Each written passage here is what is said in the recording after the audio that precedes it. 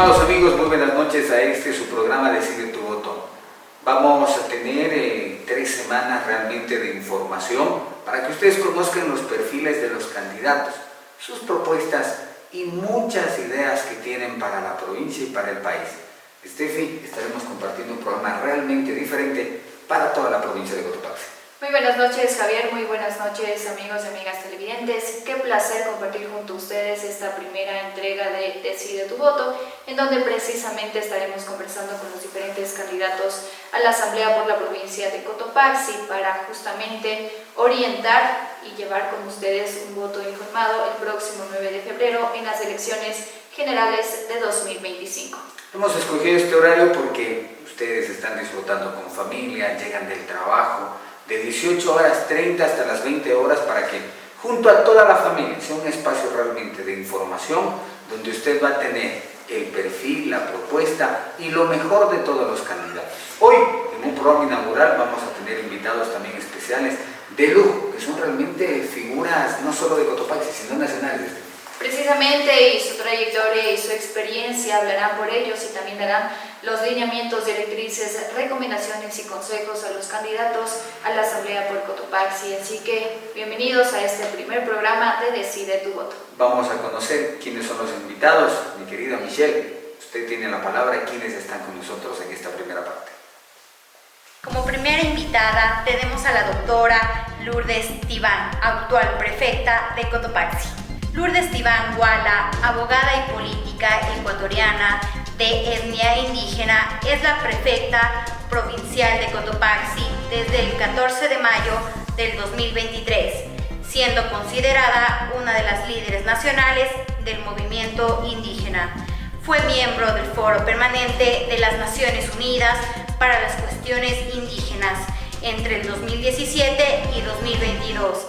También fue asambleísta nacional por la provincia de Cotopaxi desde el 2009 hasta el 2017, siendo una de las principales asambleístas de la oposición en el gobierno de Rafael Correa.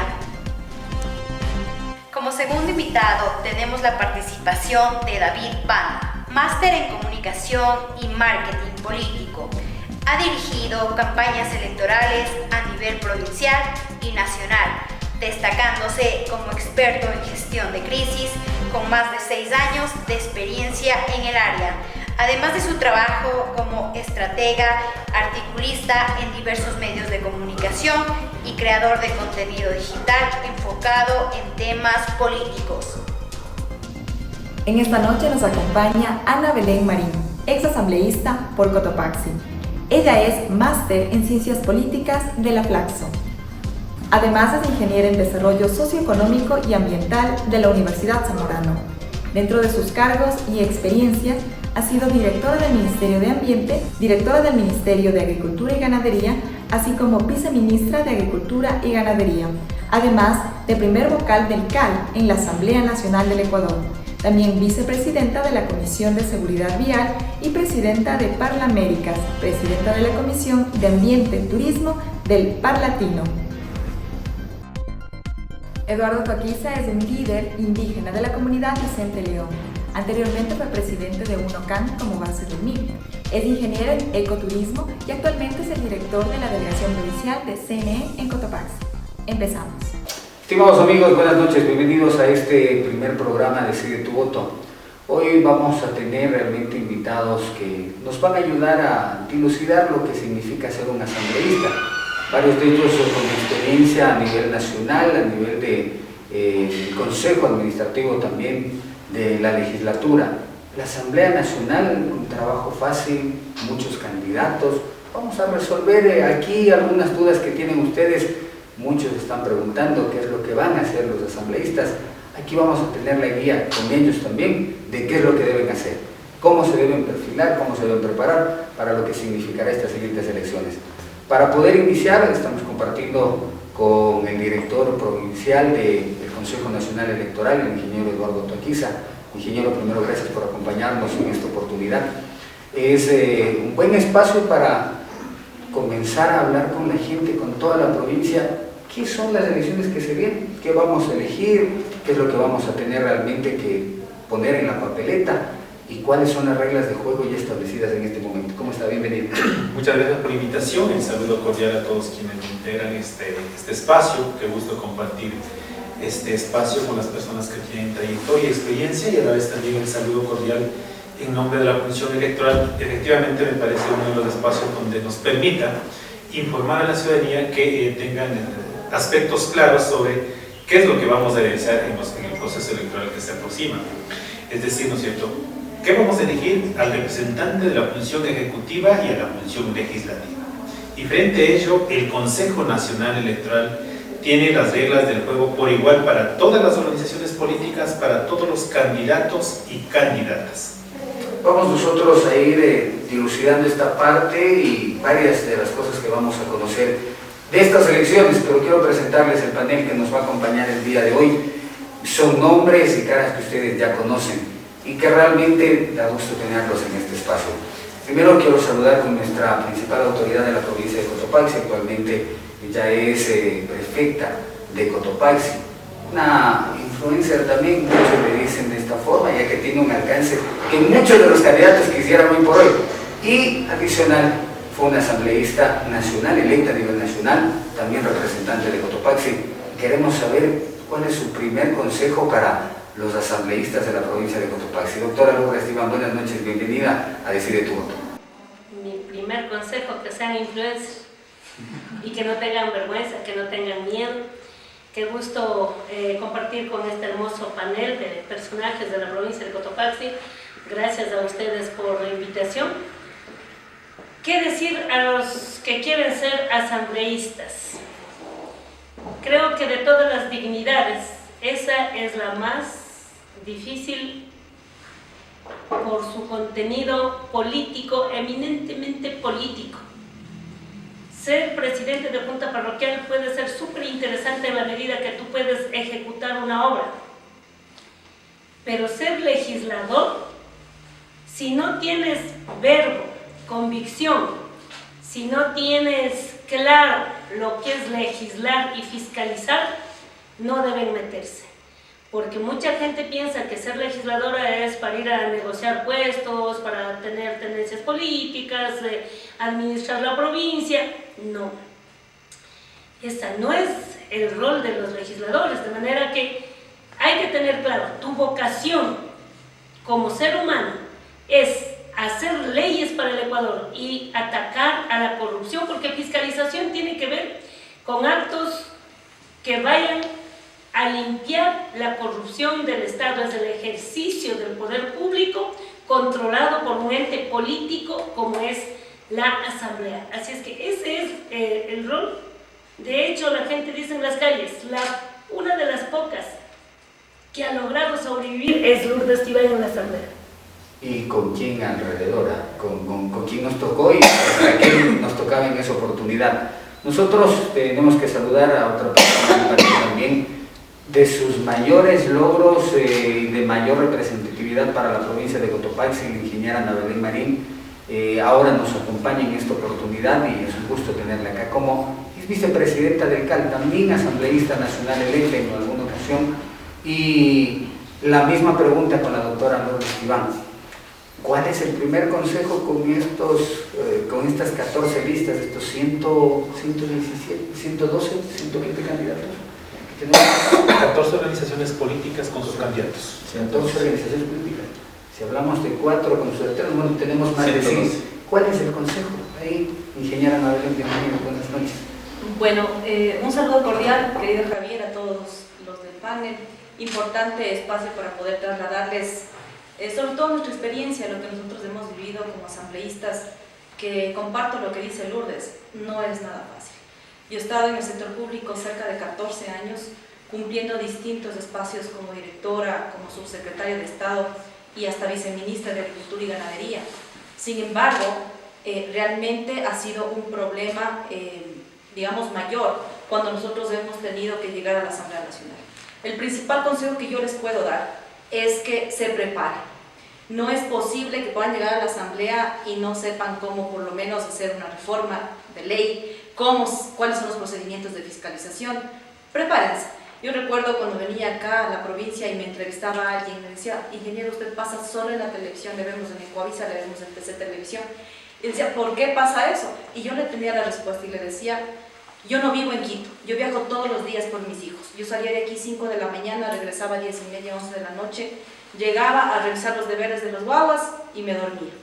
Pero cuando salía a las 5 de la mañana, yo me iba preparando todo el tiempo. Llegaba a las 10 para las 8 a trabajar y entonces venían los medios de comunicación y me preguntaban de todo. De la bomba nuclear de tal sitio, de la agricultura, de salud, de educación física. O sea, me preguntaban, porque eso se trata en la asamblea. Se tratan todos los temas, es extremadamente diverso.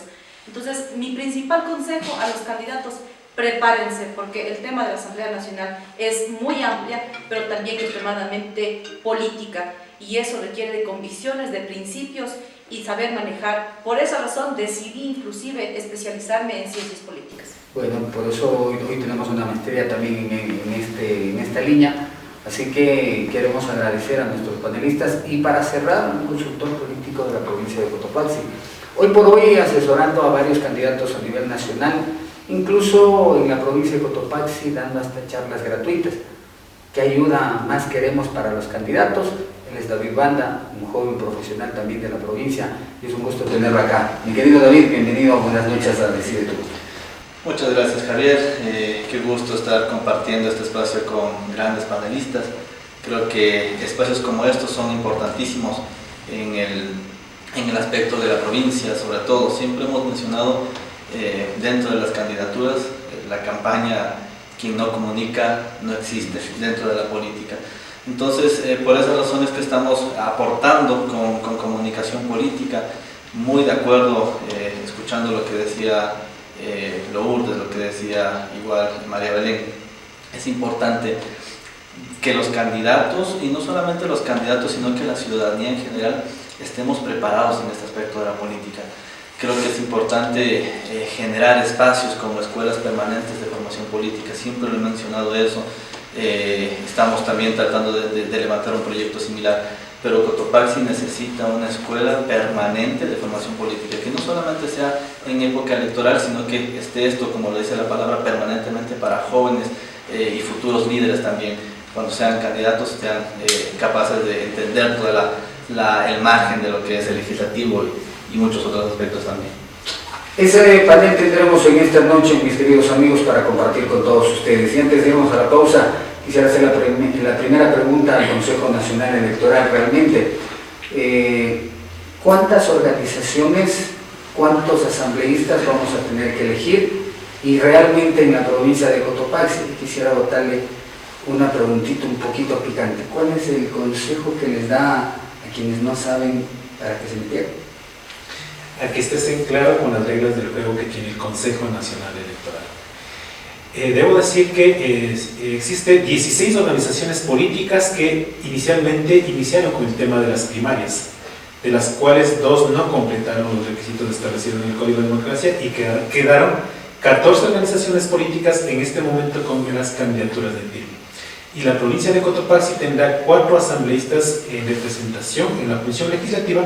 Por lo tanto, que hay una madurez política por parte de los candidatos, así como también de las organizaciones políticas, que 4 serán los electos en representación de la provincia de Cotopaxi. Y que la madurez sea que aceptando el resultado que deposite la confianza la ciudadanía en las urnas.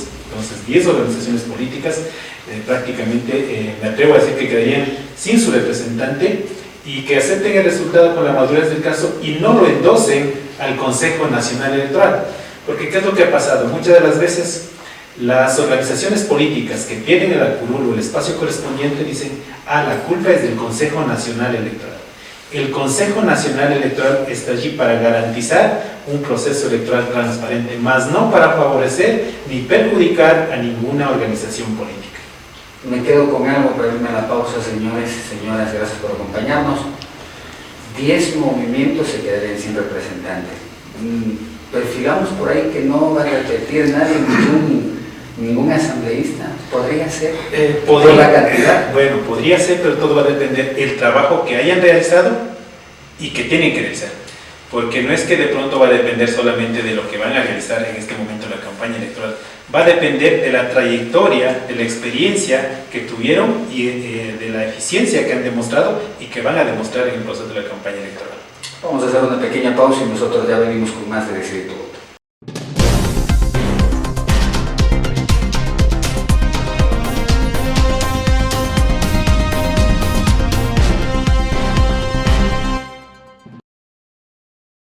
En la Cooperativa Andina seguimos innovando para ti. Ahora puedes pagar tu permiso de funcionamiento del Cuerpo de Bomberos de La Tacunga de manera ágil y segura. Hazlo desde nuestras agencias o en nuestra página web con solo tu número de RUC y muy pronto desde nuestra app móvil, más fácil y rápido. Descubre más en www.cobandina.fin.es. Cooperativa Andina, innovamos para servirte mejor.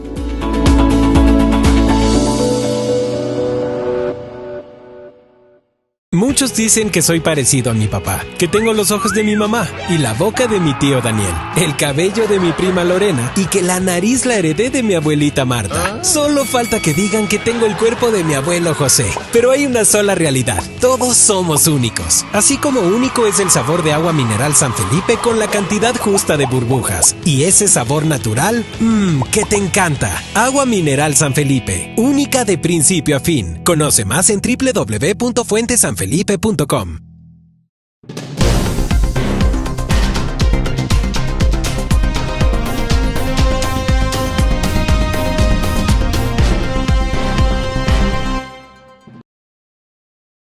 Y nosotros seguimos con nuestro programa Decide tu Voto. Sean ustedes nuevamente bienvenidos, amigos y amigas televidentes. Como habíamos mencionado, tenemos un gran grupo de panelistas quienes despejarán las dudas que nosotros tenemos respecto a estas elecciones generales 2025 que viviremos el próximo 9 de febrero.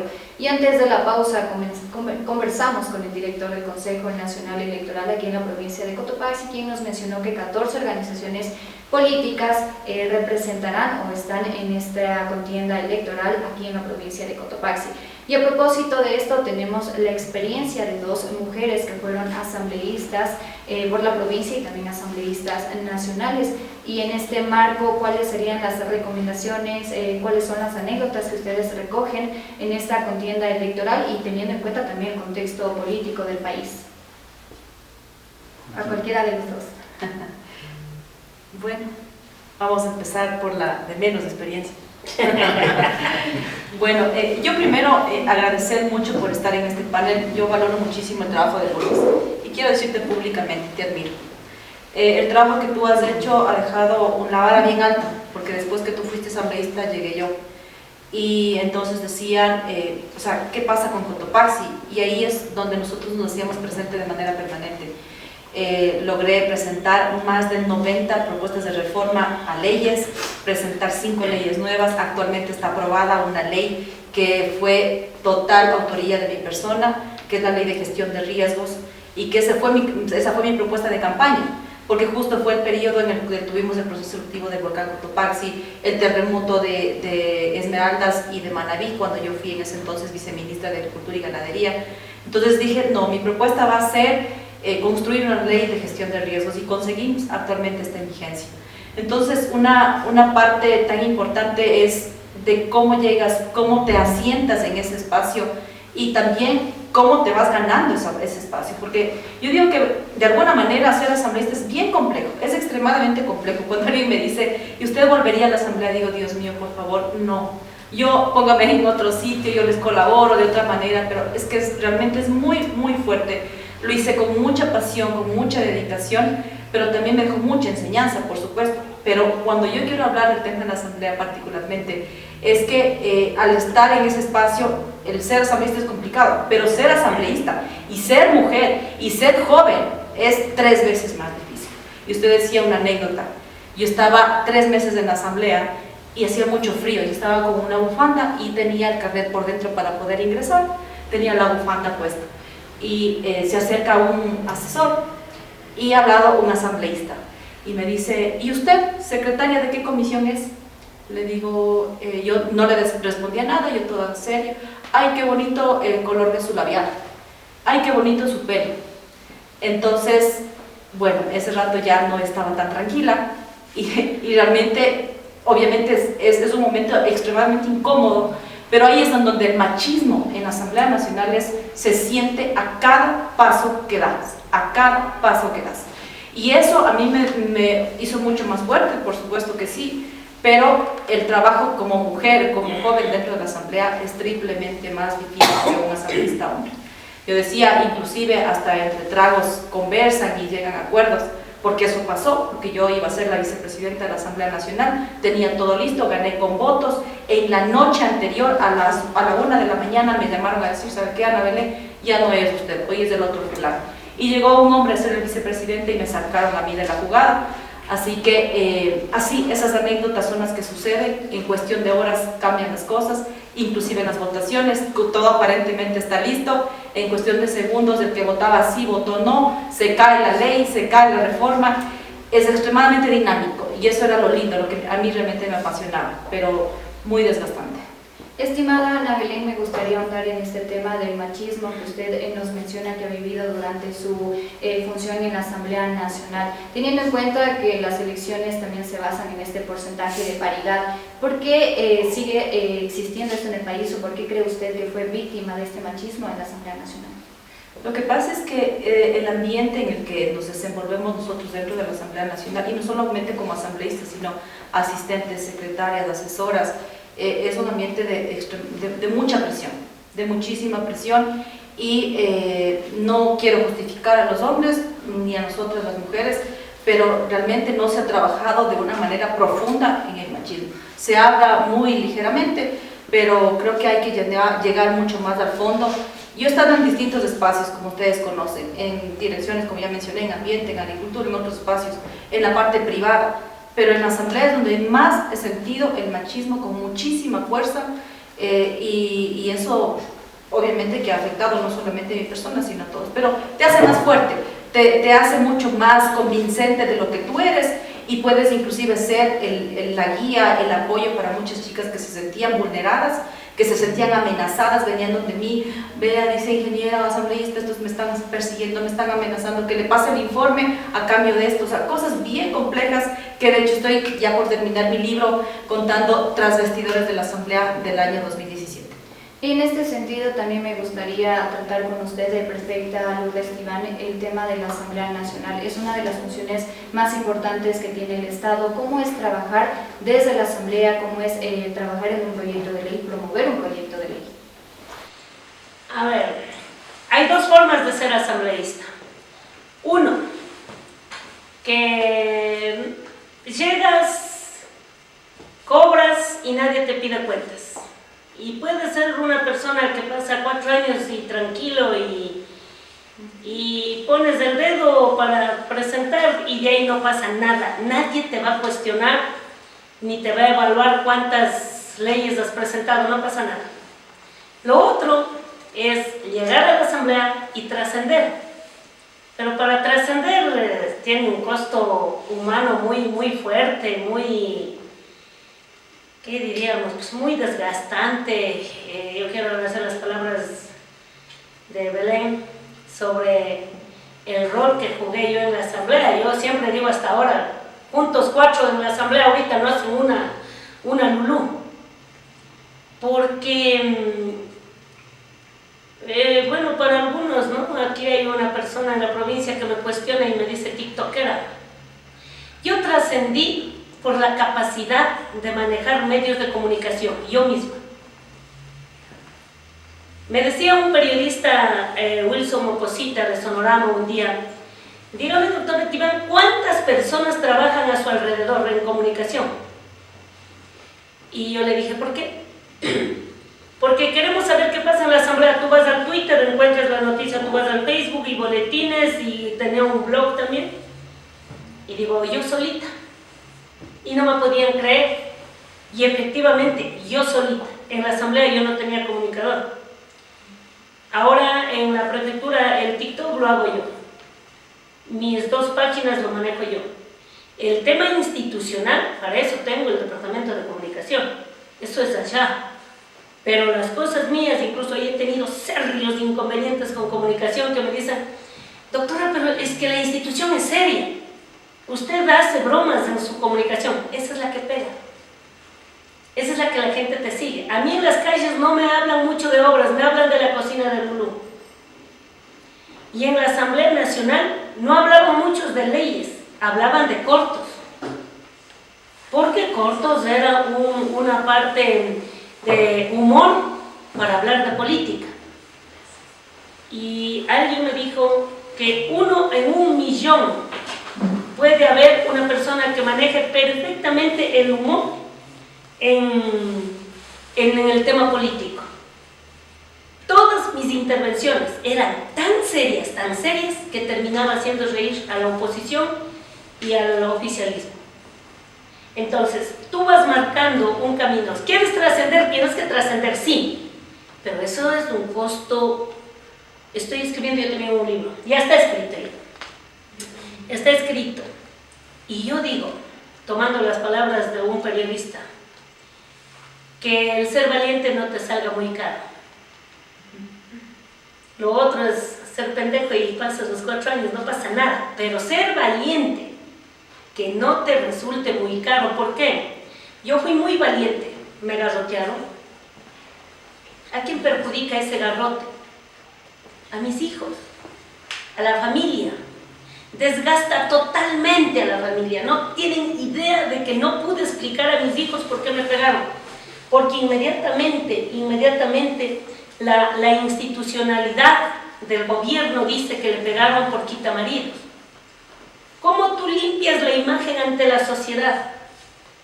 Y uno te pregunta y dice, y yo siendo abogada, pudiendo ganar súper bien, como litigante, como dueña de una oficina, ¿cómo es que me voy a quedar tan mal en una función que no importa cómo te dañen la imagen si lo importante es ganar a la oposición? Yo estaba en oposición. Cuando yo llegué, 100 era del oficialismo y yo era dentro de las minorías. Y ahí viene la consecuencia durísima. Tú puedes presentar leyes, eres capaz, Lourdes Tibán es capaz de todo. Pero nunca pude hacer aprobar ni una ley si no me amarro con el oficialismo de 100 votos. Yo con 35 votos de la oposición nunca iba a aprobar una ley, pero presenté.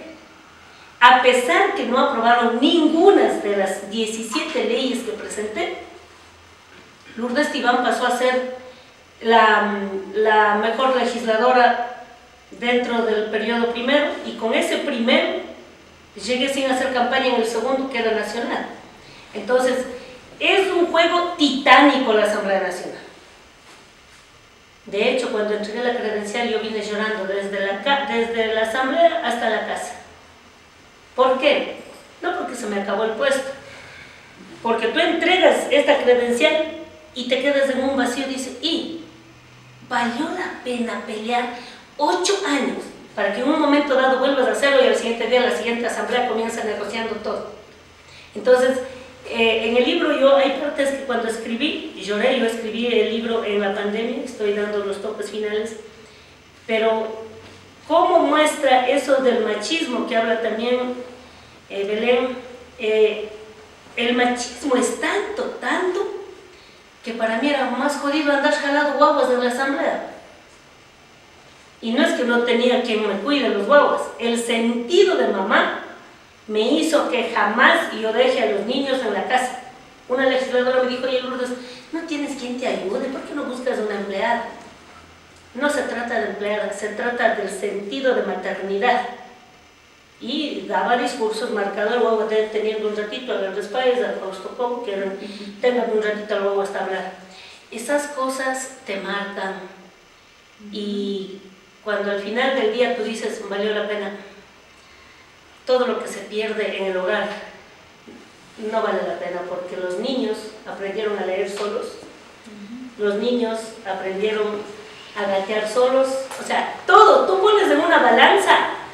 Chuta, el tema del hogar es el más complicado para una mujer, para el hombre no. El hombre coge su maletín y se va a la asamblea. Y con esto termino. Que lo valiente no te salga caro. Yo sé que muchos me cuestionarán y lo he dicho.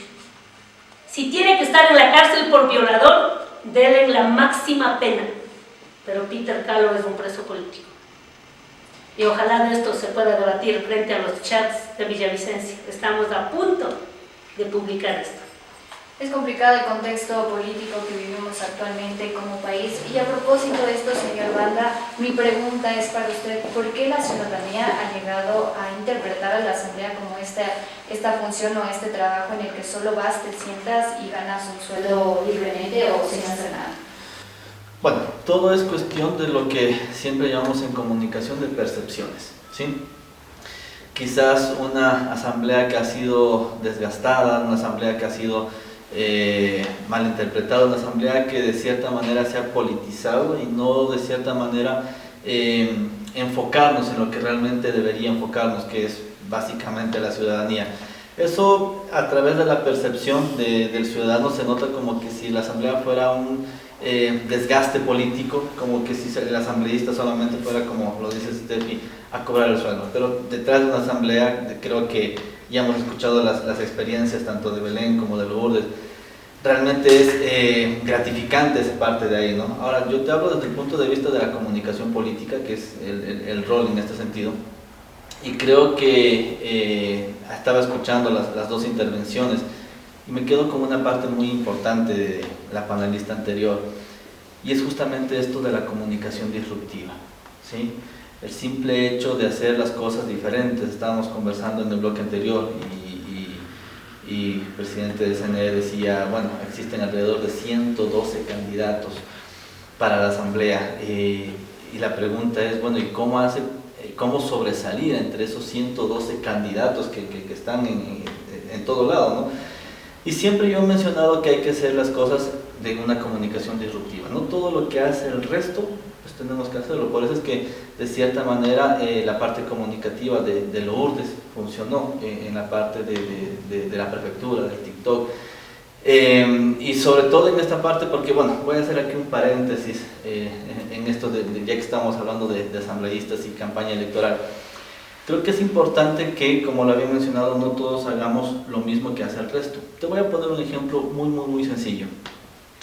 Cuando yo estoy asesorando a un candidato de lleno, lo primero que yo, no te puedo decir prohíbo, pero sí limito, es la presencia de mi candidato, por ejemplo, en un evento de la mamanera, ¿sí? ¿Por qué razón? En esta ocasión hubieron alrededor de 65 candidatos entre presidenciables, asambleístas, alternos, en lo que es la mamanera, ¿sí? Pero si tú ves después el método de clipping, que es cuando tú revisas todos los medios de comunicación a ver qué candidatos salieron en los titulares, realmente no salió ningún candidato dentro de un titular, ¿sí? Lo que salieron fueron incluso titulares un poco negativos de la mamanera, ¿sí? No de los candidatos, sino de la mamanera, ¿sí? Entonces, cuando yo tengo a mi candidato, digo, mira, esta se me ocurre, titular del siguiente lunes, 8 toneladas de basura en la ciudad de La Tacunga dejó la mamanera. Se me ocurre en ese sentido. Entonces digo, bueno, mi candidato no podría haber participado ahí. ¿Qué podemos hacer en este sentido? Bueno, si todos van a la mamanera, ¿sí? Al siguiente día yo tengo a mi candidato y digo, bueno, vamos a apoyar en lo que es limpieza, vamos a apoyar en lo que es, no sé, se me ocurre algún tipo de brigada, pero solo, ¿sí? ¿Qué va a causar eso? Que los medios de comunicación capten la atención del candidato y él sí salga después en un titular, él o ella sale en un titular, ¿sí? Pero ya no sale justamente dentro de los 65, sino que sale aparte. Cuando tú generas un clipping, cuando tú generas un titular, comienzas a hacer la comunicación disruptiva y la gente te comienza a prestar mucha más atención, ¿sí? Bueno, eso hablando desde el punto de vista de la comunicación política. Y eso, si lo llevamos dentro de la Asamblea Nacional, dentro de un legislativo, alguien que haga diferentes las cosas, los cortos, por ejemplo, el humor desde el punto de vista político.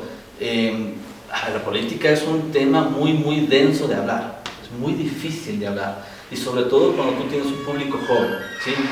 Cuando tú le hablas a un joven de lo que es un arancel, de lo que es un Producto Interno Bruto, de lo que es, bueno, todo ese tipo de términos, de tecnicismos. No hablemos de los jóvenes, hablemos que detrás de esta pantalla está don Juan, doña María, que tal vez no entiende lo que es un Producto Interno Bruto, pero sí entiende lo que es, tal vez, subió la canasta básica, tengo que pagar un poco más, no sé, se me ocurre. Cuando nosotros hablamos desde la Asamblea desde el punto de vista empático, desde el punto de vista humano, cuando bajamos al candidato, al asambleísta, a una comunicación más horizontal, es cuando realmente debería funcionar. Y con esto cierro el ciclo, porque tal vez la percepción de los ciudadanos se ve bastante desgastante, porque ven a la asamblea como un ciclo muy arriba, ¿no? Donde el asambleísta habla muy de tecnicismos, donde el asambleísta no habla muy de leyes, donde el asambleísta está peleando porque sí, porque no, por todo y por si acaso, pero no bajamos a una comunicación horizontal, donde esté involucrado el ciudadano, donde esté involucrado, nuevamente digo, don Juan, el taxista, doña María, la que tiene la tiendita, que entiendan ese tipo de situaciones de qué hace realmente la asamblea, porque lo que ellos ven solamente son acuerdos, peleas, pero nada más para un interés político y no para un interés ciudadano. Entonces creo que en ese sentido hay que cambiar un poquito desde el punto de vista de comunicación, hacer algo más disruptivo. Y en el marco de las elecciones generales y a propósito del inicio de la campaña electoral, hemos venido conversando con varios ciudadanos quienes nos han manifestado que ya no creen en la política. ¿Cómo este criterio o esta percepción podría repercutir o afectar a aquellos candidatos que van a la reelección? Hace unas 4 semanas, un mes más o menos, publiqué un artículo en un medio de comunicación cuyo título era "No me gusta la política", ¿no? Y en este sentido creo que hay que hacer un mea culpa. No solamente es cuestión del político como tal, sí tiene una responsabilidad, pero yo siempre he dicho que la política es una corresponsabilidad, ¿sí? Está la autoridad, está el asambleísta, está el prefecto, está el alcalde, está el presidente, pero yo también como ciudadano, ¿qué es lo que cómo puedo yo aportar? Cuando alguien dice no me gusta la política o simplemente me alejo de la política, es totalmente falso, porque nosotros hacemos política desde niños. El simple hecho de que nosotros lloremos, hay una frase muy conocida, sobre todo aquí en la sierra, que dice, ¿no? Guagua que no llora, no mama, dice, ¿no? Es exactamente, desde el primer día que nosotros nacemos ya hacemos política, porque reclamamos algo que necesitamos y que tenemos derecho, ¿sí? Entonces hacemos política cuando hacemos una reunión de barrio, cuando hablamos con el vecino para ver la seguridad de la ciudadela, hacemos política cuando dialogamos con el señor de la salchipapa sobre los precios que están en el país y todo lo demás. Entonces siempre estamos haciendo política. Que no se quieran involucrar en política es totalmente distinto. Y hago otro paréntesis acá. Mira, hace algunos años atrás, no recuerdo exactamente, llegaron unos chicos al consultorio y me dijeron, ¿sabes qué, David? Yo necesito que tú nos ayudes bueno, ya tenemos una propuesta, pero queremos que nos ayudes cómo nosotros podemos abordar para tener esta propuesta para nuestro barrio, nuestro sector. Dije, claro, perfecto, coméntenme de qué se trata tu proyecto. Y dice, mira, ¿sabes qué? Lo que pasa es que nosotros queremos asfaltar o proponer que se asfalte la vía justamente que era de Salache, ¿sí? Nosotros queremos proponer eso. Y queremos ya el día de mañana, tenemos la reunión o la cita con el señor gobernador. Pues yo me quedo así y dije, a ver, señor gobernador, un asfaltado de calle. Entonces les dije, chicos, a ver, vamos primero en este orden, ¿no? Hay que ver las competencias y todo lo demás. Bueno, explicándole un poquito y destrabando esa situación, me doy cuenta que la juventud, que la ciudadanía sí se interesa en la política, pero tal vez les hace falta un poco de orientación, ¿sí? Entonces hay que ser un poco en esa parte de la corresponsabilidad. La política es muy bonita, todos hacemos política desde el inicio, desde que nacemos hasta el día en que nos morimos. Lo que sí hay que tener en cuenta es básicamente cuál es nuestra responsabilidad como ciudadanos, que es informarnos. Eso es muy importante. Ya están, por ejemplo, publicadas en la página del CNE las propuestas tanto de los asambleístas, de los 14 movimientos de los asambleístas, como los 16 binomios presidenciales. Ya están, por ejemplo, publicados ahí. Necesitamos hacer un énfasis ahí en lo que es el voto informado, quizás desde el CNE impulsar esa parte del voto informado para que la ciudadanía también se pueda informar, pueda leer las propuestas y de cierta manera también elegir sobre todo cuál sería su mejor opción. Precisamente el objetivo de Decide tu Voto es informar y garantizar también este voto informado. Señor director del Consejo Nacional Electoral, ¿cuántas papeletas recibiremos el próximo 9 de febrero? Y en este sentido también, ¿es un voto particular, es un voto en plancha o cómo está estipulado para estas elecciones? Los ciudadanos en las urnas tendremos 4 papeletas, la papeleta del binomio presidencial, de los asambleístas nacionales, asambleístas provinciales y representantes del Parlamento andino. El método que está en vigente ahora al ciudadano le permite ejercer el voto en plancha. Por lo tanto, invitamos que su voto sea un voto consciente, un voto meditado y sobre todo un voto seguro. Y evitemos el tema del voto en blanco o el voto nulo. Muchas gracias, señor director, y también ustedes, amigos televidentes, por habernos acompañado en este segundo segmento de Decide tu Voto. Sigue en sintonía, que nosotros continuamos con más luego de esta pausa comercial.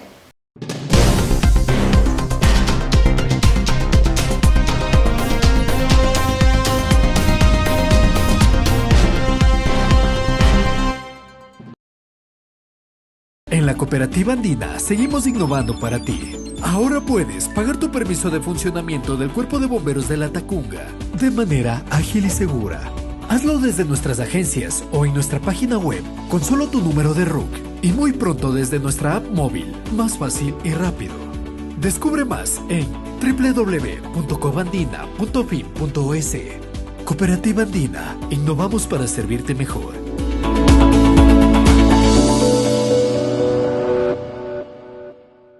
Muchos dicen que soy parecido a mi papá, que tengo los ojos de mi mamá y la boca de mi tío Daniel, el cabello de mi prima Lorena y que la nariz la heredé de mi abuelita Marta. Solo falta que digan que tengo el cuerpo de mi abuelo José. Pero hay una sola realidad, todos somos únicos. Así como único es el sabor de agua mineral San Felipe con la cantidad justa de burbujas. Y ese sabor natural, que te encanta. Agua mineral San Felipe, única de principio a fin. Conoce más en www.fuentesanfelipe.com. Un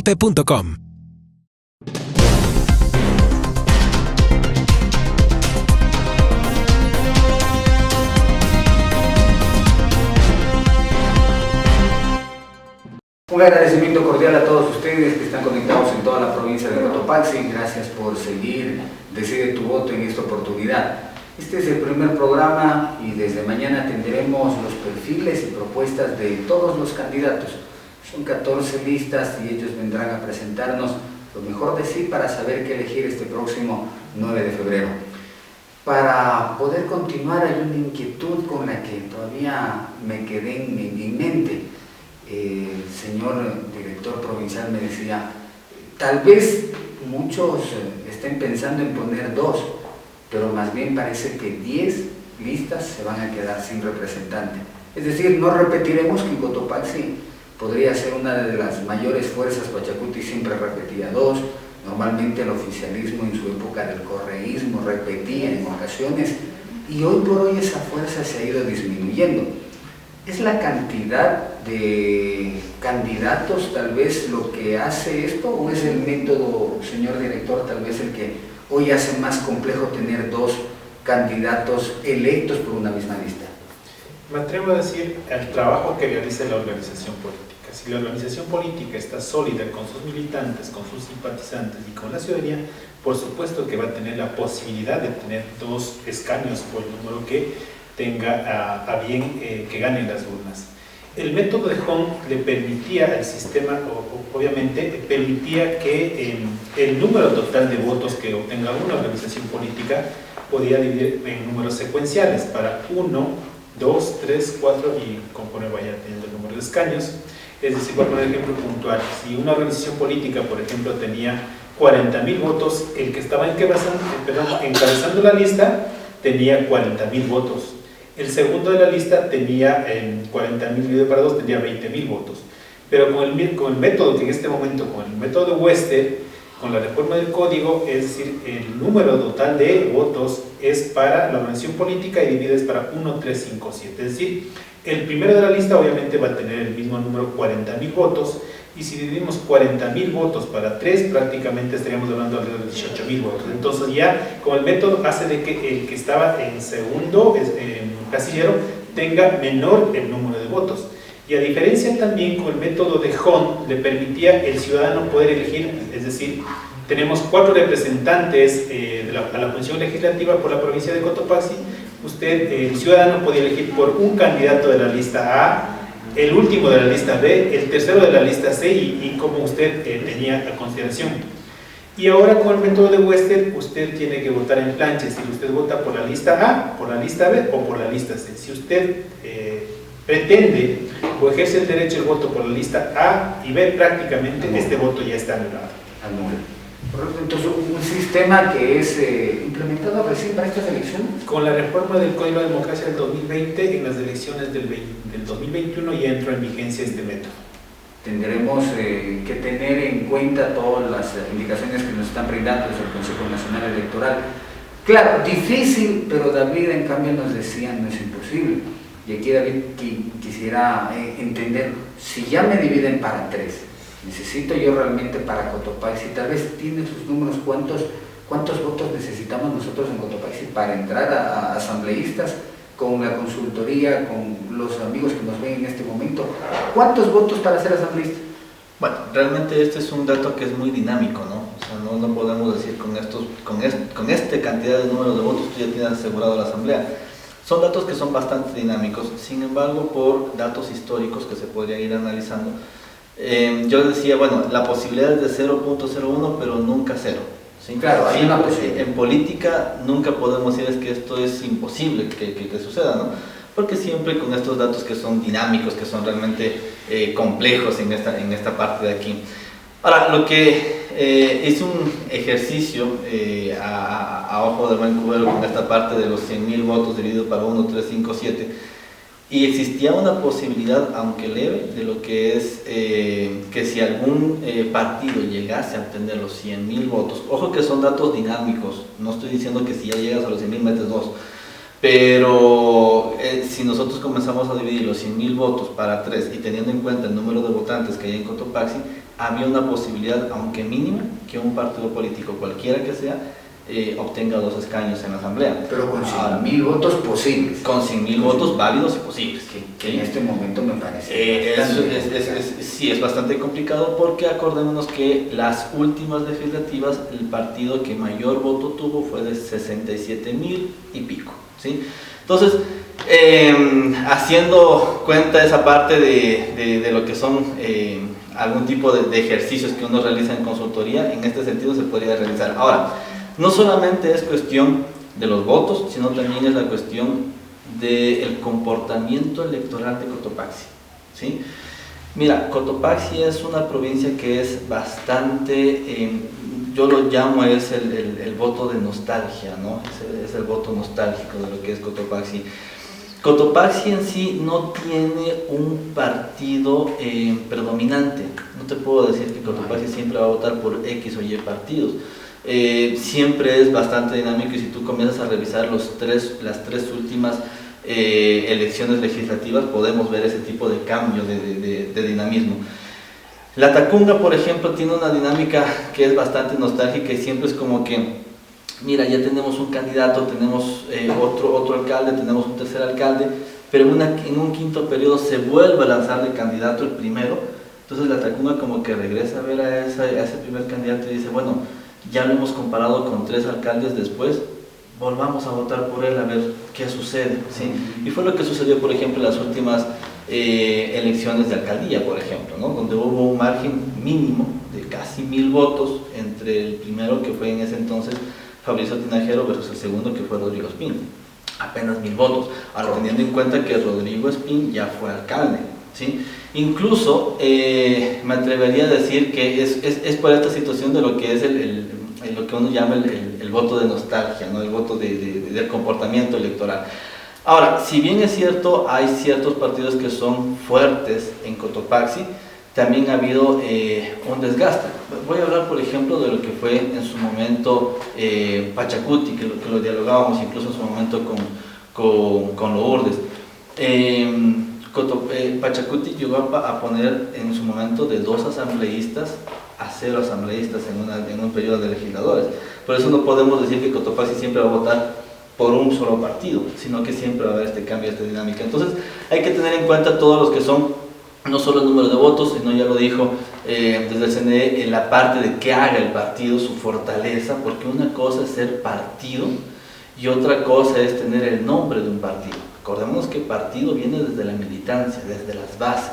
Si no trabajamos las bases, olvidémonos, ¿sí? Entonces viene voto, viene lo que hace el movimiento con sus militantes y también obviamente viene lo que significa la campaña electoral como tal. Entonces son 3 aspectos 4, yo le aumentaría con lo que es la estrategia, 4 aspectos para poder saber si es que realmente son o no. Entonces no nos podemos quedar únicamente con los números, ni mucho menos con las encuestas. Ojo con las encuestas, y con esto termino. También escribí un artículo donde digo, bueno, yo como consultor no creo en las encuestas, ¿no? Porque las encuestas solamente son una fotografía del momento. Te dicen el corte del 4 de enero. Entonces en el 4 de enero candidato X está en primer lugar y candidato B está en segundo lugar. Pero ese es el 4 de enero. Y con la convulsión política que tiene el Ecuador, sobre todo, ¿sí? Donde en una semana pueden cambiar absolutamente todo, entonces hay que tener en cuenta esa parte de... Entonces las encuestas nos ayudan como consultores, y creo que también como asesores y como candidatos, no nos ayudan a saber quién va a ganar, porque las encuestas no son un oráculo. Las encuestas nos ayudan a saber si mi estrategia está funcionando, hasta qué punto puedo llegar. Si voy con mi tendencia o no. Correcto, si voy con mi tendencia. Para eso deberíamos usar las encuestas a manera interna, ¿no? Entonces hay que tener mucho sentido en esa parte de ahí. Y pues bueno, 4 aspectos que son importantes para tener, si es que metemos o no 2 escaños en ese sentido. Doctora Lourdes, discutimos nosotros en este espacio, en el intervalo, cómo presentar una reforma.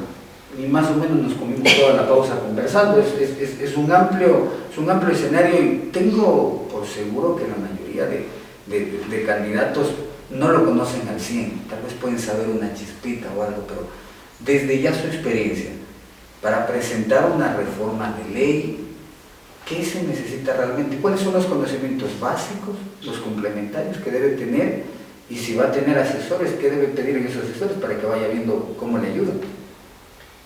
A ver, ninguno de los candidatos, de los 100 que están aquí en Cotopaxi, ahorita sabrán lo que es una... O sea, saben el nombre reforma, pero el procedimiento lo van a aprender cuando llegue.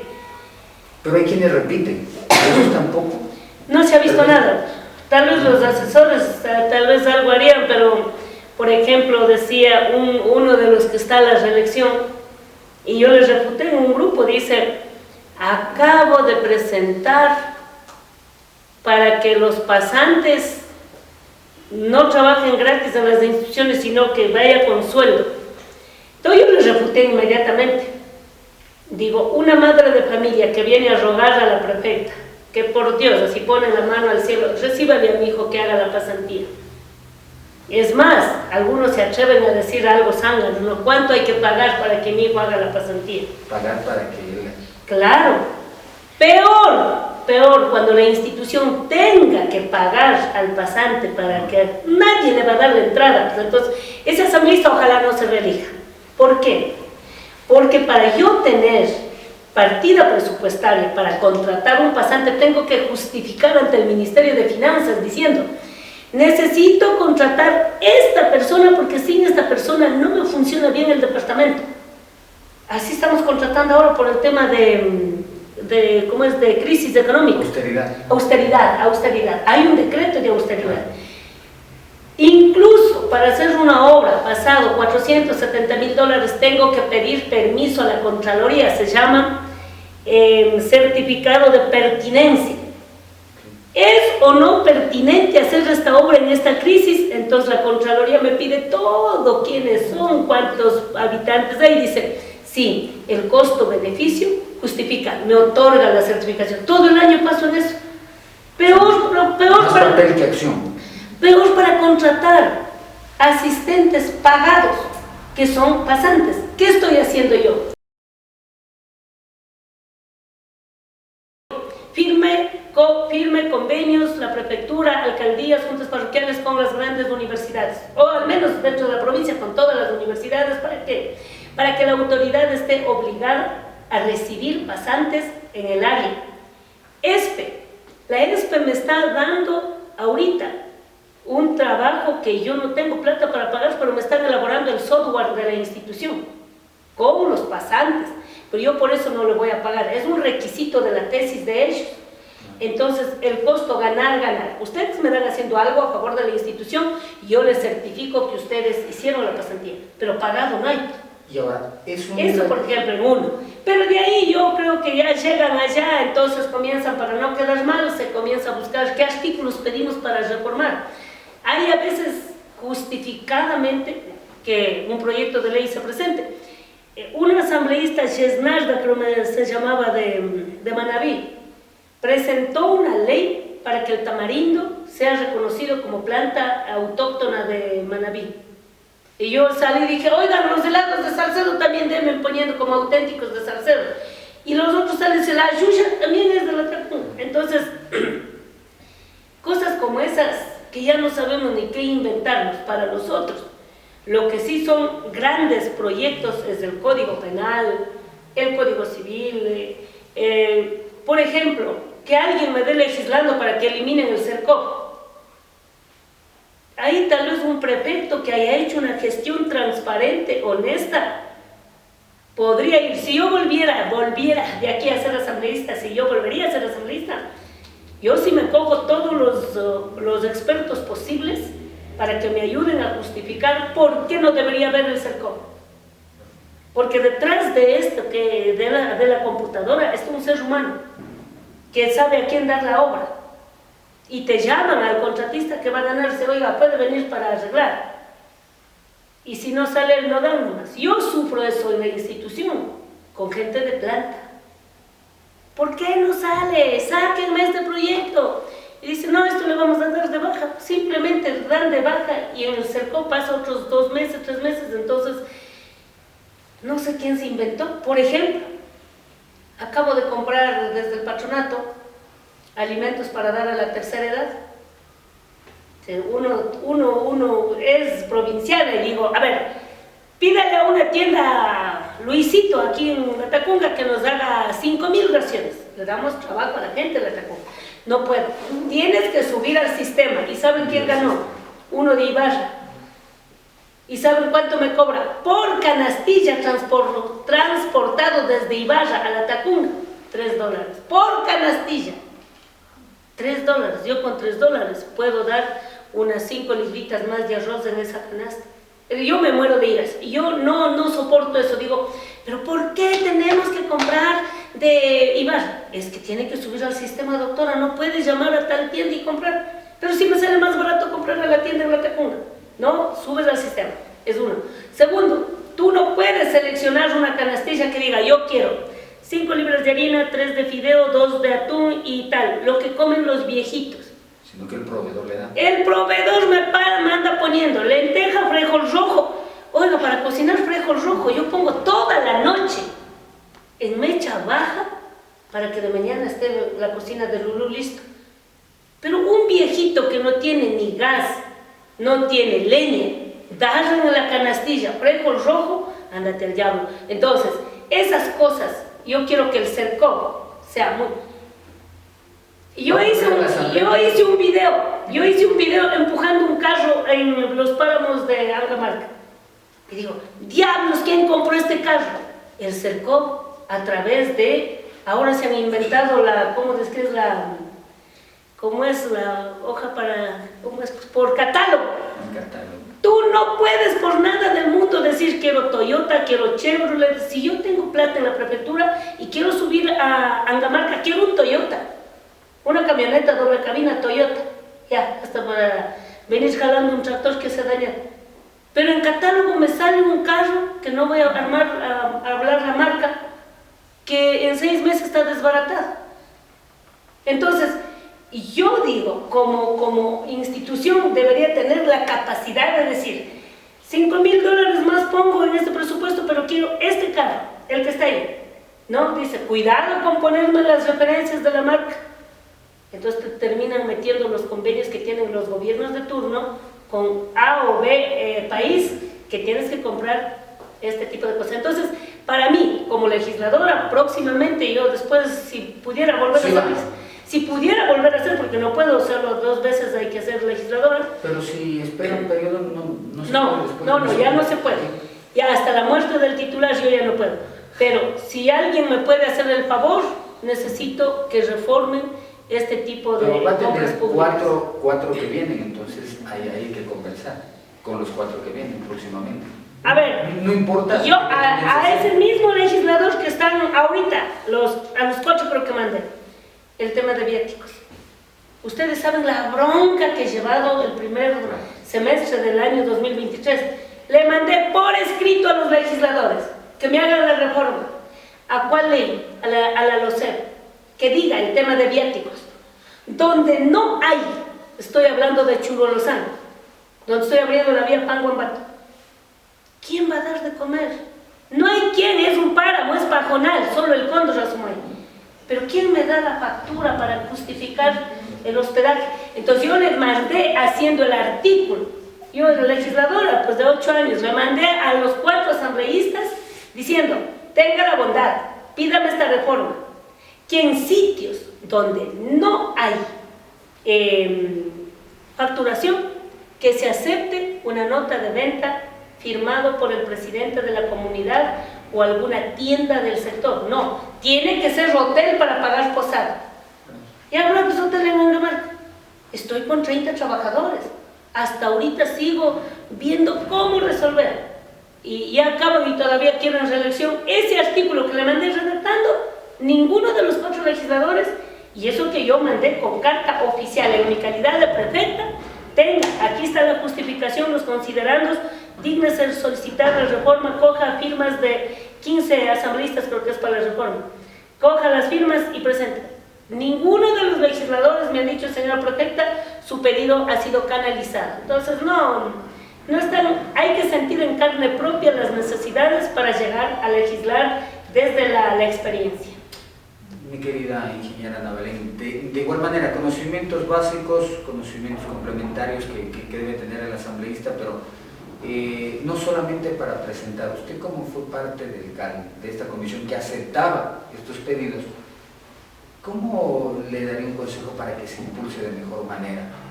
¿Qué se debe mejorar en la redacción? ¿Dónde está el truquito que pueden utilizar para que realmente llegue esa ley a cambiar? Bueno, cuando yo estuve dentro de la comisión del Consejo de Administración Legislativa, nosotros teníamos 2 sesiones a la semana específicamente para dar tratamiento a las propuestas de reforma, sean de reforma o propuestas nuevas de ley. Y les puedo decir que del 100% que ingresaba, más del 60% se devolvía, que no eran procedentes. Enviábamos a la unidad técnica legislativa, argumentaban el informe y el principal error que se encontraba es que querían hacer reformas al presupuesto general del Estado. No se puede hacer a través de una reforma, y es también un consejo, que no vayan a caer en eso, porque no se puede hacer reforma a través de una reforma legislativa, una reforma al presupuesto general del Estado. Y ese era el principal error que cometían los asambleístas. Entonces se les devolvía. No, pero es que solamente es el 1%, porque pedían, ¿no?, que el 1% del IVA se asigne para tal cosa. No, no se puede, porque eso ya está asignado por parte del presupuesto general del Estado. Entonces había ese tipo de errores. Ahora, cuando se va a generar una propuesta, la argumentación es sumamente importante, el impacto social que va a requerir y, por supuesto, el impacto en el área en la que se esté reflejando la propuesta de ley. Entonces, y mucho tiene que ver, sin duda alguna, la parte política. Ya hemos dicho desde el principio que esto es netamente político. Si llegaba una ley espectacular al CAL y era del opositor, del que todo el tiempo te estaba dando queja y bronca todo el tiempo, inclusive ni siquiera le ponían en la lista. Yo al día manejamos entre 35 y 40 propuestas al día, por sesión. Entonces, en la semana de 70 a 80 propuestas de reforma. Y me venían, Anita, porfa, ayúdame, mi propuesta de reforma ya presenté hace un mes. Digo, es que yo no soy la que pone en el orden del día. Ya me pasaban el orden del día de 30 a 35 y no estaba. Pero yo presenté hace 2 meses, claro, y vamos a ver, era de la oposición de quien estaba en ese momento en la presidencia. Entonces, es netamente político y también, al final, es un sustento técnico que la Unidad Técnica Legislativa, como menciono, da un informe y en base a eso nosotros también tomábamos una decisión. Y el otro tema que también es necesario cuando se presenta una propuesta de reforma, evidentemente, es cómo tú puedes eso de alguna manera irlo ya involucrando en el debate de la temática que tú estás tratando.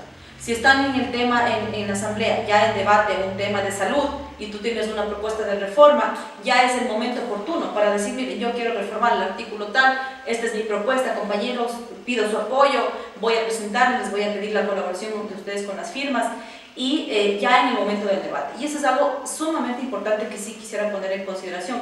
Yo recuerdo los debates de Lourdes, recuerdo los debates de Marta Roldós, de Cintia Viteri. Para mí las referentes realmente son mujeres. yo me inclino a defender a las mujeres, a mirarles como un referente, porque estaba en ese espacio. Y como decía Lourdes garroteada, a mí en la Asamblea Nacional me pegaron, adentro de la Asamblea Nacional, en el baño.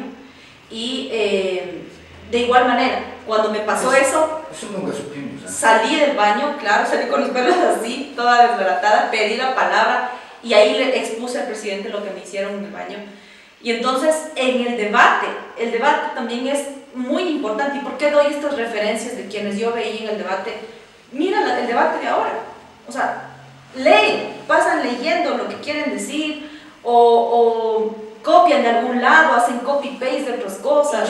Sin puntuación. Realmente no hay una coherencia entre lo que dicen. Y eso realmente a uno le afecta mucho más. Evidentemente, la Asamblea Nacional, no solamente la del Ecuador, sino del mundo entero, no tiene las mejores aceptaciones en el mundo entero por su condición.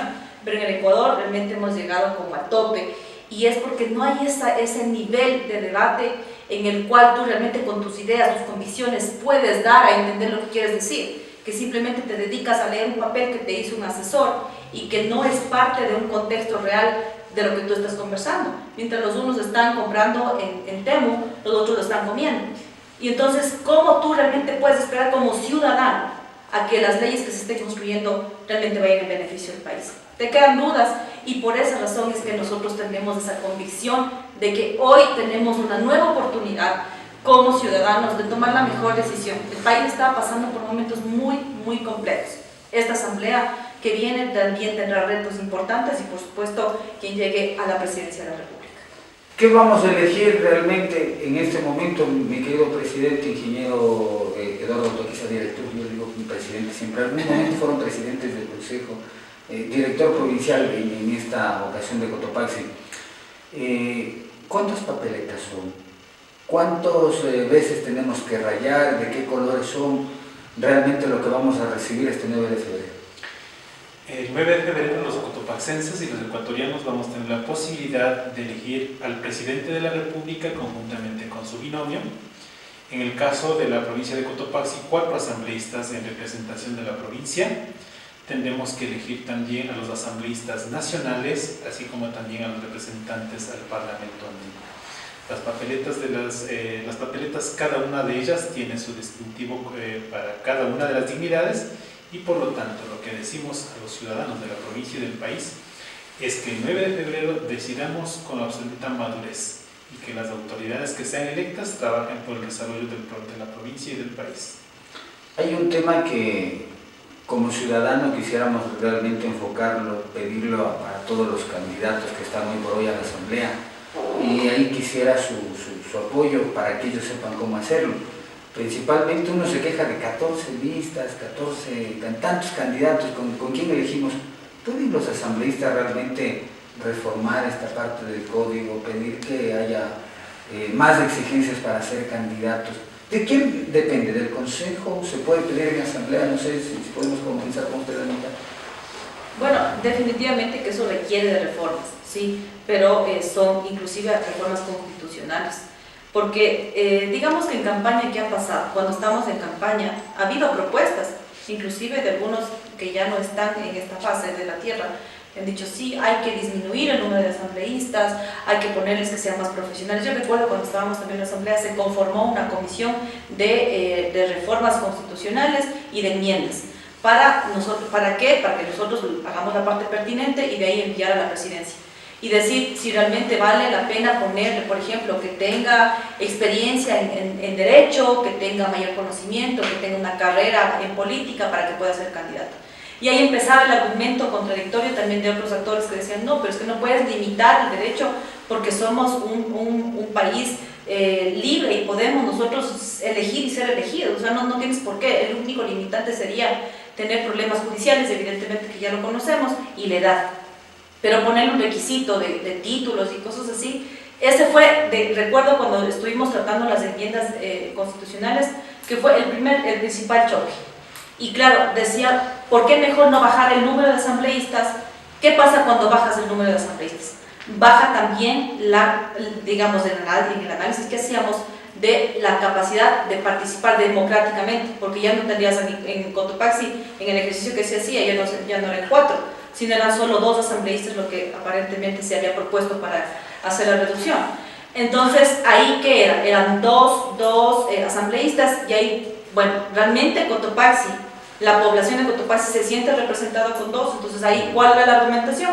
No, amplías a 4 y ahí nuevamente la gente no deberíamos tener tanto porque los asambleístas ganan el billete de a gratis.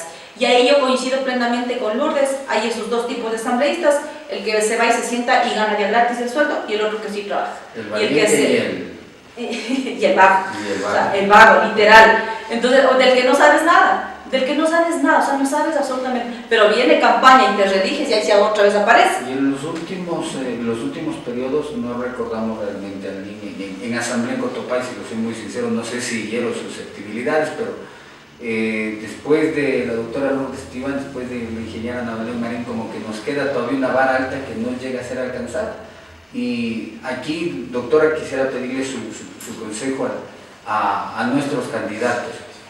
Si quieren ser realmente diferentes, si quieren marcar diferencia acá, nosotros, ¿cómo tenemos que golpear la puerta? ¿Cómo tenemos que enfrentarnos ante todas las injurias, calumnias, las cosas que nos mandan encima? Porque cuando uno quiere brillar, le quieren tapar por todos lados.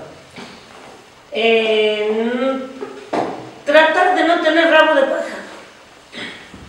Porque cuando pero uno... tratar significa que entonces... hacer todo lo posible, porque mira, yo tuve el contradictor más grande del país, jefe de Estado.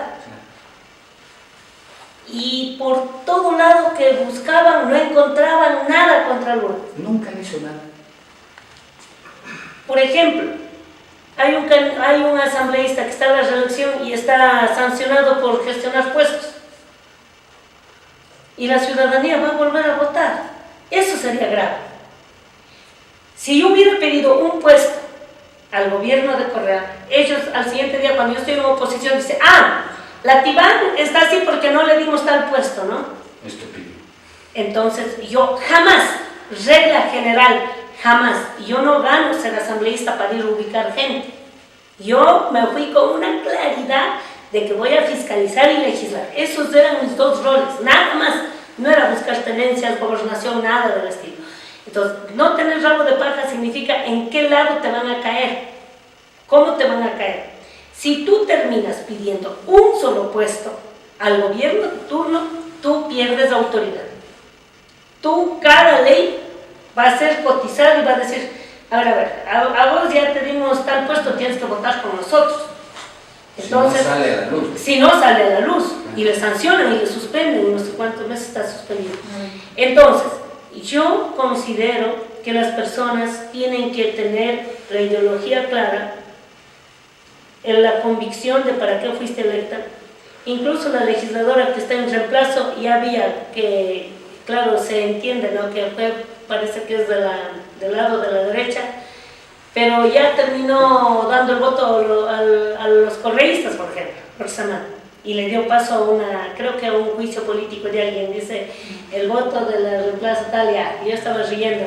¡Qué duro sostener una posición política! Entonces, es durísimo. O sea, ahí ya depende de... Pero hay que entender lo que eso es normal en asamblea, ¿no? No, es que no es normal. Porque puede haber cosas que sí deberían cambiar del lado de la tendencia, pero por el bien de la comunidad ecuatoriana, o realmente... Cuando tienes claro, no. Por ejemplo, el tema de la ley de comunicación, que era lo más duro, yo con la barriga así de embarazada, peleé la ley de comunicación. Entonces, cuando el día de votar, Gabriela Rivadeneira llenó la asamblea con gente de nosotros mismos, con los indígenas. Y la práctica de ella fue traerle a Humberto Cholango, que era presidente de la CONAIE, para que se siente en las barras. Y Humberto nos dijo, ¿no?, si votan en contra de la ley, les destituyo de la CONAIE. Entonces tú comienzas a pensar, ¿y ahora qué hago fuera de la CONAIE? Si yo no estoy de acuerdo con esta ley. Tuve que levantar, irme a Don Luis y verás, yo no voy a votar a favor. Es que tienes que votar. Digo, ¿pero por qué voy a votar? Porque nos van a dar a todos los pueblos indígenas los medios comunitarios. Y preguntemos, en el país, ¿cuántos hay? Y terminamos de toda la ley, el 90% yo voté en contra, pero en el artículo que dice la redistribución del espectro radioeléctrico a favor de pueblos y nacionalidades, ya tengo que ponerse en la balanza. ¿Qué va a decir los pueblos y nacionalidades del momento que yo voto en contra? Pucha, hasta ahora me duele la conciencia que voté a favor de ese artículo. ¿Por qué? Porque tú estás entre la espada y la pared y dices, yo no quiero la ley de comunicación, pero aquí dice que va a dar a los pueblos indígenas. Nunca se dio. Entonces, mira, es una cuestión bastante dura, bastante difícil. Otra vez pongo el caso Peter Calo. ¿En qué le beneficiaba a Peter Calo enjuiciar políticamente al ministro Carrillo, que ya no estaba en el cargo, ya se fue, ya estaba fuera? Pero ¿cuál fue el mandato de nuestras bases? Que tienes que sancionarle post cargo. Y yo le dije a Peter, sentado en mi mesa en la cocina, chuta hermano, pon en una balanza, ¿cuánto te va a servir eso? No es que la CONAI me pide, el MIG me pide, ya listo, ya anda, haz.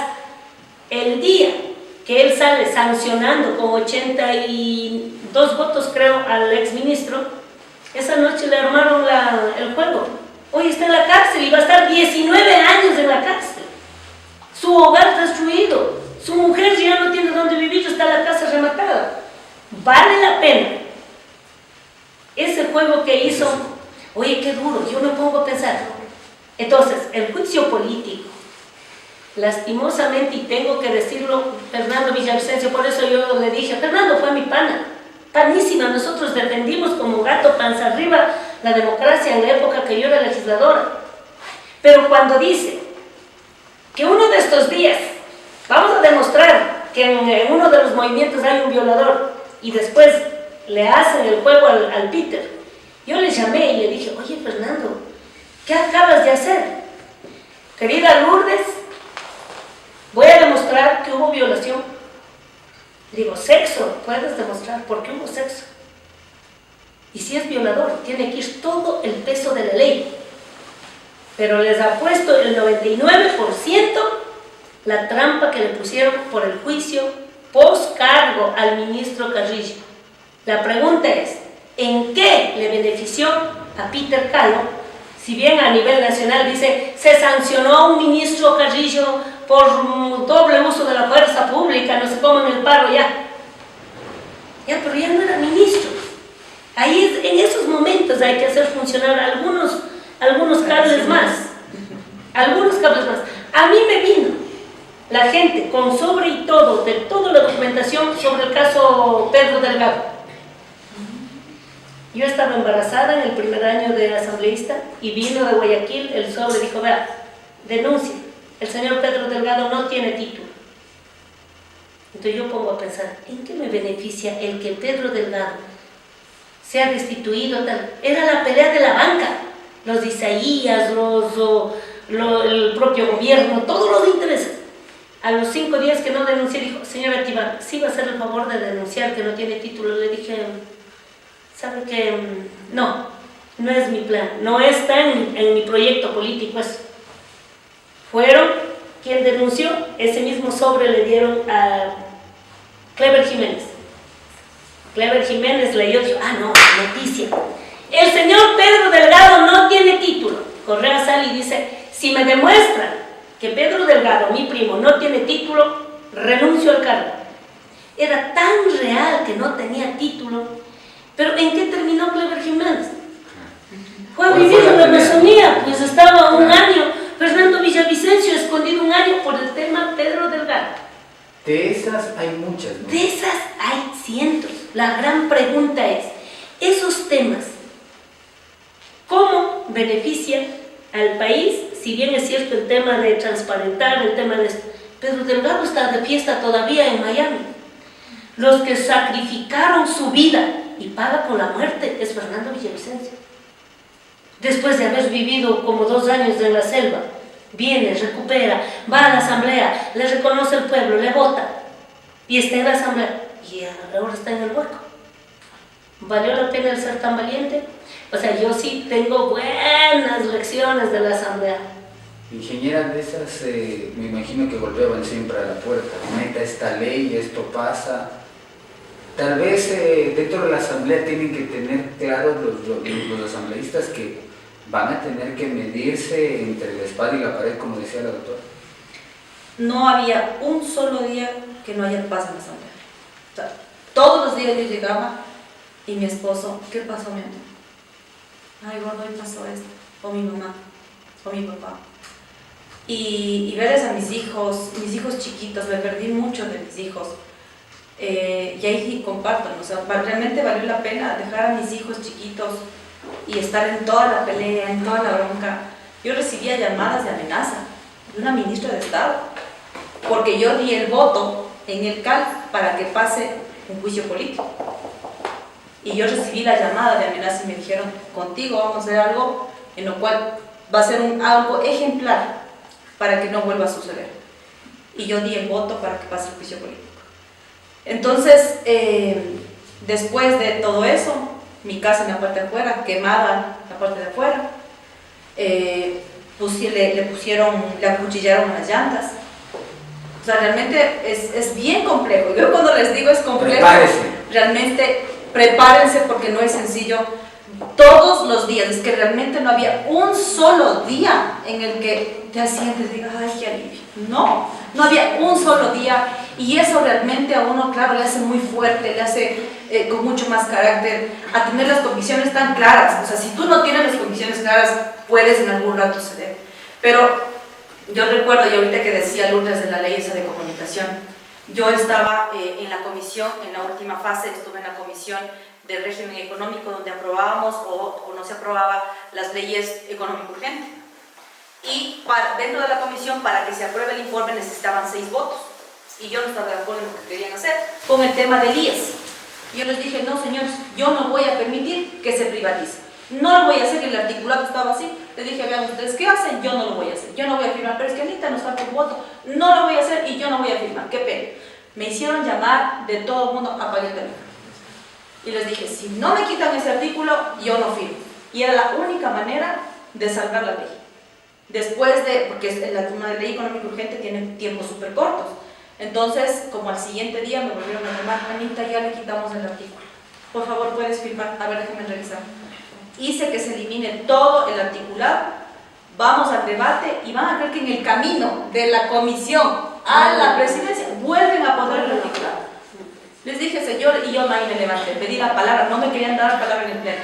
Y no me querían dar la palabra y les dije, señores, todo el país tiene que saber. Esta privatización no es posible. Cuando no les dan la palabra hay que insistir. No, es potestad de quien está asumiendo la presidencia de la asamblea. Él te dice, a ver, en turno, este va, este no va. Yo asumí la presidencia varias veces. Y para que le den realmente el turno, entonces no te dan. Uno tiene que estar esperando, así esté parado, gritando. No es que tú hablando.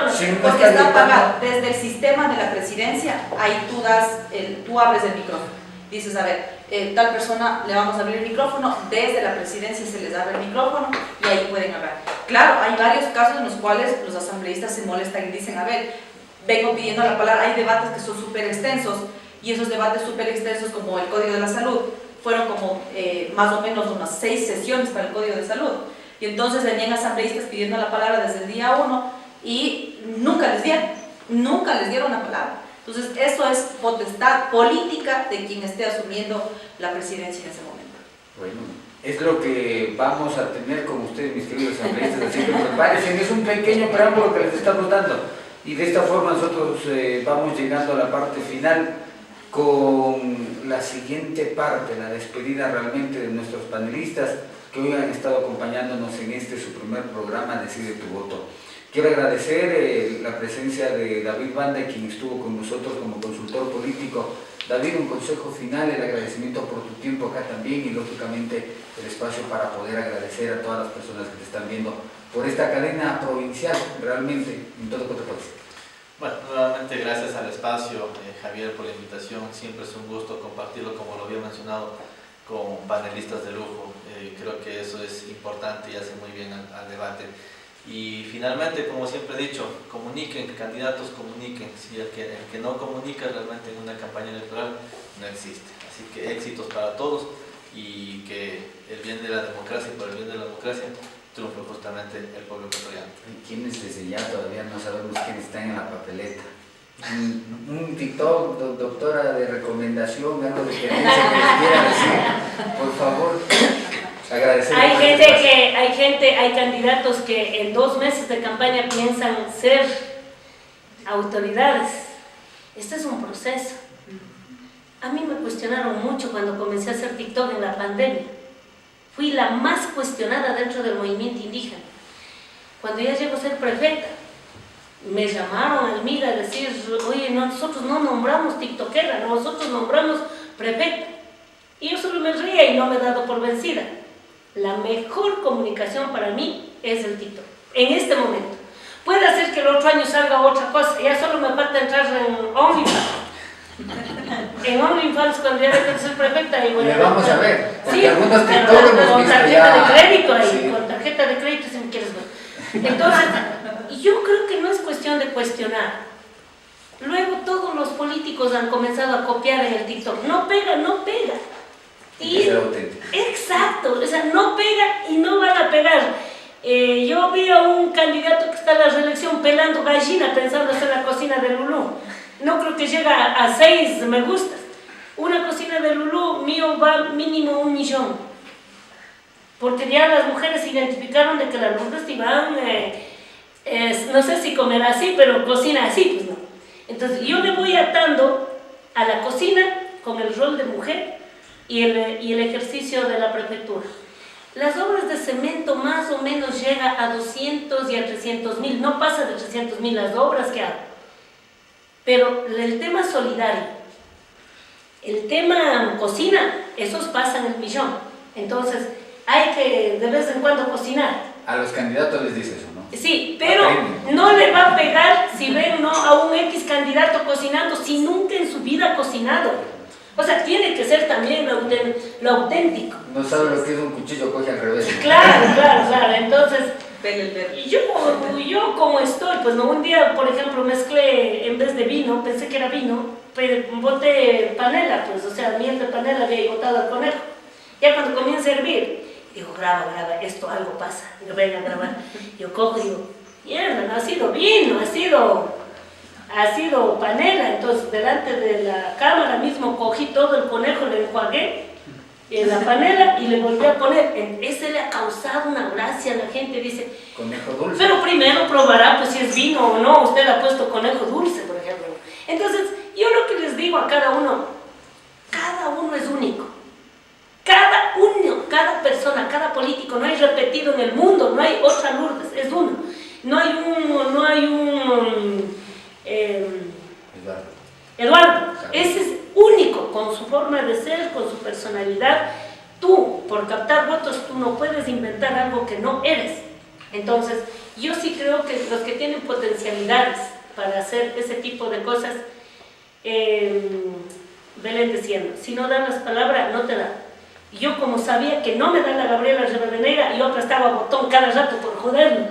Y un día sin tener que hablar nada, aplasto el botón para joder. Acaba de hablar y dice, nadie no creo que ha pedido palabra, pero dice, asambleísta Tibán tiene la palabra. Yo, ¿qué digo hoy? ¿Qué digo? Aplasto el botón y le doy la cacha, digo, búscame de Lacayo en el internet, ¿qué significa Lacayo? Señora Presidenta, muchísimas gracias. Bueno, hasta eso ya me pasa el contenido. Fue el discurso número 1 y todo el mundo me ha aplaudido en el país. El discurso, dice, más preparado de Lourdes Tibán fue el de los lacayos de la asamblea. Pero no, eso me salió del susto que me da la palabra. Y nadie me cree que yo no sabía el sentido de lo que significaba lacayo. Solo que alguien me pasó 2 palabras y ese rato tuve la capacidad de transformar el concepto. Lacayo, vestido uniformado de color verde que cambia, que acompaña a un caudillo a cambio de Coca-Cola y sándwich. ¡Ah! Toda la asamblea, hasta los oficialistas me aplaudieron. ¿Por qué? Porque en esos días el sándwich y la Coca-Cola era la carta de presentación de los correístas en el arbolito para toda marcha. No, ¿quién sabría contratar tanto sándwich? Pero poner esa cosa en un debate de UNASUR. ¿Qué tenía que ver los sándwiches en UNASUR? Yo no tenía que hablar, pero fui felicitada por ese discurso. Entonces, esas cosas son anécdotas de la Asamblea. Ahora estoy diciendo a mi equipo que vayan buscando los mejores debates de la Asamblea para poner subir en TikTok. En el calzón quitado con Lulú, porque tengo un canal ahora. Tengo un canal que creé recién. El calzón quitado con Lulú significa aprovechar todos los emprendimientos de Cotopaxi para meter en este canal y difundir como turismo, como producción y todo, y voy entrevistando a personajes. Entonces ya me convertí en entrevistadora. Entonces, cosas como esas le hacen dinámico a mi gestión en la prefectura, lo cual sería aburrido si yo pongo solamente obras de cemento. Le deseamos éxito, doctora, en la gestión que está haciendo la provincia de Cotopaxi, que su éxito represente el éxito de la provincia. Gracias por haber estado acá. Gracias. De igual forma, queremos agradecerle a la ingeniera Ana Belén Marín en esta oportunidad. Nos tuvo paciencia, nos ha guiado en varias cosas y lógicamente ustedes desde sus casas pueden ver la capacidad de las mujeres que hemos tenido en la provincia de Cotopaxi. Sin lugar a dudas, para poder aplaudir toda esa gestión y querer agradecerle también por haber estado acá. Muchas gracias, estimado Javier. Yo quiero dejar como una última reflexión que no todo es malo en la Asamblea, también hay momentos lindos. Y los momentos lindos para mí es cuando pudimos ayudar a la gente, es cuando pudimos a través del debate, de tener esa coyuntura en los diferentes espacios, estar en diferentes países. Fui la primera mujer presidenta de Parlaméricas, claro, yo soy políglota, pero eso me permitió estar presidiendo un espacio de toda América, desde los Estados Unidos, Centroamérica, América Central y Sudamérica. También formé parte de la Comisión de Ambiente y Turismo en el Parlatino. Es decir, estar en esos espacios de debate a nivel internacional fueron extremadamente enriquecedores y pudimos traer algunas normas también acá al país y buscar la forma de implementar. Haber sido seleccionada por el gobierno de los Estados Unidos como una de las mejores asambleístas y ser becada para poder ir al Parlamento, digamos allá no es la asamblea, sino donde están los senadores de los Estados Unidos y participar de los debates con ellos. Realmente yo puedo enumerar un montón de cosas positivas. Nos hemos enfocado mucho en el procedimiento, sí, en las anécdotas que nos llevamos, que son muy amargas, que son muy dolorosas, pero también hay positivas. Y esas positivas, lo que yo dije al final de mis 4 años en el último periodo, dije, algo tengo que sacar de esto. Y por eso me puse a estudiar y saqué mi maestría y actualmente soy concursante y ya aceptada para el doctorado. Y eso me inspira, digo, algo tengo que sacar de positivo y seguir escribiendo este libro y también compartir con la gente estas anécdotas y compartir con los ahora que están de candidatos a asambleístas. La gente que ha llegado ahora a mi empresa, les digo, miren, yo les voy a dar todo lo mejor para ustedes, todo lo mejor. No me voy a quedar con nada, porque realmente yo hubiese querido que me llames antes y decirte, ¿sabes qué, hermano? No aceptes ser candidato. Es mi mejor consejo. Pero ahora que ya aceptaste, te voy a dar todos los tips, todo lo mejor de mí, para que puedas, obviamente, primero llegar a la asamblea y después en la asamblea cumplir con un rol realmente a la altura que Cotopaxi se merece. Hemos hecho grandes esfuerzos como mujeres embarazadas, hemos hecho grandes esfuerzos como mamás, dando de lactar, llevando a los guaguas a la asamblea, y eso no es más que dignificar el rol de la mujer en el espacio de la política. Y finalmente, espero que Lourdes me invite a calzón quitado. Claro, no me quitarás el calzón nomás, pero ya tienes que venir a invitar. Ojalá me invite, porque tenemos también varios emprendimientos que estamos involucrando a mujeres y estamos involucrando al sector productivo. Muchísimas gracias. Y también agradecemos la presencia en esta oportunidad del director provincial del Consejo Nacional Electoral. Gracias por su presencia acá. ¿Qué recomendaciones a la gente, especialmente en este tiempo? Usted todavía en un tiempo en el que todavía no es una locura. El 8-9 comienza lo que realmente lo pone de cabeza, pero ahora disfrutar también esta parte que es llegar a toda la ciudad. Agradecer por este espacio, por la invitación, por poder compartir esta experiencia con personas de mucha trayectoria, de mucha experiencia. Efectivamente, reconocimiento también a las diferentes carteras del Estado por el aporte y la cooperación que vienen desarrollando para el proceso electoral. El llamado a las organizaciones políticas que no se olviden de su militancia, que no solamente que los partidos y movimientos políticos no se activen solamente en periodo electoral, sino hay una formación permanente a su militancia, reconocer también la función legislativa, que el trabajo que han hecho en la reforma al Código de Democracia, hoy por hoy tenemos la posibilidad de que haya igualdad de condiciones, es decir, hombres y mujeres en porcentajes por iguales. Y me atrevo a decir también de esta administración de la ingeniera Diana, también ha sido un referente en ese sentido en América Latina y por qué no en el mundo, que en el Ecuador hoy por hoy hay estas condiciones de igualdad. Y decir de que tenemos experiencia para llevar adelante este proceso electoral. Tuve la oportunidad de estar en calidad de presidente de la Junta Provincial Electoral de Cotopaxi, ahora de director, y la satisfacción será de que hagamos un trabajo eficiente, eficaz, y que el resultado será obviamente la confianza que depositen los ciudadanos en las urnas. Este ha sido nuestro primer programa para todos ustedes. Esperamos aquí tener una gran compañía durante todo este periodo electoral.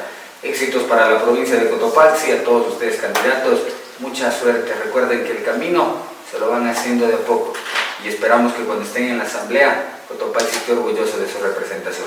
Una excelente noche, nos vemos mañana.